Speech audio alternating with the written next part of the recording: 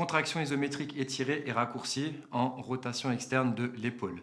Donc l'idée ici, ça va être de venir gagner de l'espace dans ta capsule articulaire de l'épaule avec la position de la rotation externe de l'épaule. Donc ici, on va venir se munir d'un bâton et on va venir se mettre en position. Tu viens récupérer le bâton de cette manière-là.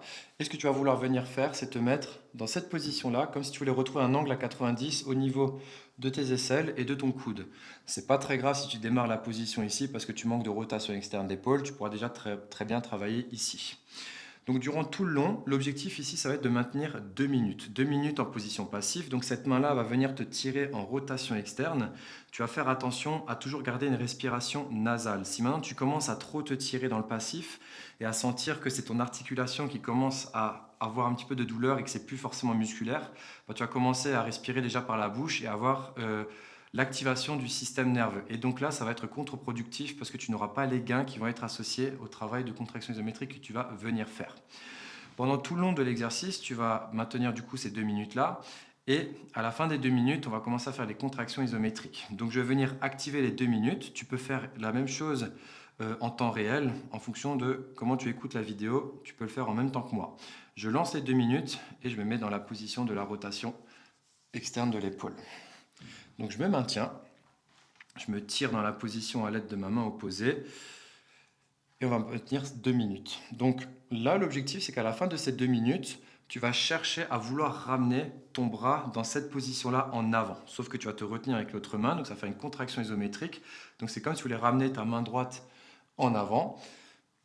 Et on va monter crescendo, 20%, 40, 60. Les débutants pourront s'arrêter à 60%. Les pratiquants aguerris pourront monter à 80, 100%. Donc on maintiendra pendant 10 secondes.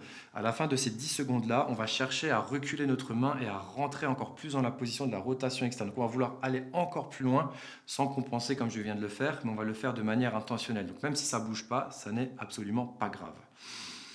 Et donc, bien sûr, on cherchera à rentrer dans la position entre 80 et 100%. Si maintenant tu crampes lors de la deuxième contraction isométrique, lorsque tu rentres dans la position, tu peux très bien baisser l'intensité, il n'y a pas de problème. On maintient, on garde cette respiration nasale. Si maintenant, même durant le passif, tu sens que tu peux gagner un petit peu plus de position, d'amplitude, rentre dans l'amplitude, il n'y a pas de problème. Tant que tu as cette respiration nasale, c'est très bien. Tu peux très bien le faire assis comme je le suis ou debout, pas de problème. On veut éviter les compensations, on veut éviter de creuser au bas du dos, on veut éviter d'avoir une extension thoracique. On veut rester le plus droit possible, sans compenser et se concentrer sur l'articulation de l'épaule. Respiration nasale toujours, on se prépare. On arrive aux 2 minutes. Donc là, comme dit, on veut pousser notre main en avant, comme si on voulait ramener le bâton en avant.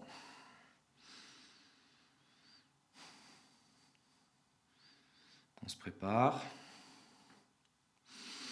C'est parti, 20%, 40, 60, pour les débutants, on s'arrête là, 80, 100%, 1, 2, 3, 4, 5, 6, 7, 8, 9, 10. Et je me tire en arrière. J'aimerais ramener ma main le plus en arrière possible. 2, 3, 4, 5, 6, 7, 8, 9, 10. Deuxième contraction, je force ma main vers l'avant tout en restant dans l'amplitude. 3, 4, 5, 6, 7, 8, 9, 10. Et je me tire en arrière. 1, 2, 3, 4, 5, 6, 7, 8, 9, 10. Dernière contraction. Je remonte 20%, 40, 60, 80, 100%. 1, 2, 3, 4, 5, 6, 7, 8, 9, 10. Et en arrière. 1, 2, 3, 4, 5, 6, 7, 8, 9, 10 et